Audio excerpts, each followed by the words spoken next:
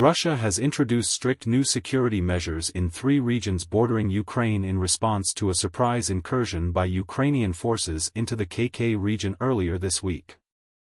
The UN nuclear agency has expressed concerns, urging both sides to exercise maximum restraint as fighting moves closer to a nuclear power plant.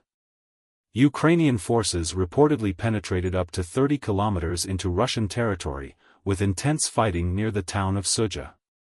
Footage verified by the BBC shows abandoned and burned Russian troop carriers in the KK region, with the individual who posted the video having been arrested.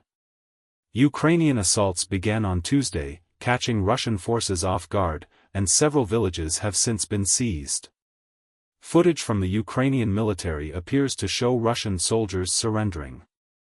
Moscow claims that up to 1,000 Ukrainian troops are involved in the region, which contains a nuclear plant.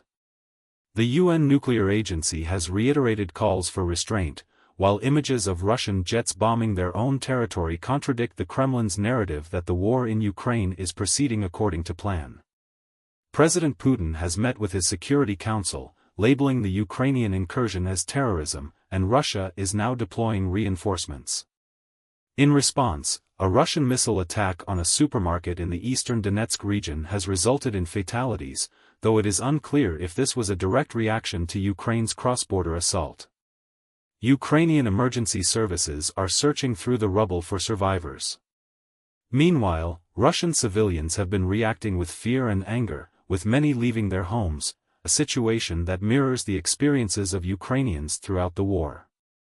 Ukraine's recent actions have raised the stakes, particularly in the context of Russia's demands for territorial concessions in exchange for peace.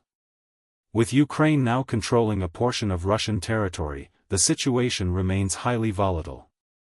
While the long-term success of Ukraine's incursion remains uncertain, especially as it continues to hold its own front lines, the operation has undoubtedly shaken the dynamics of the conflict.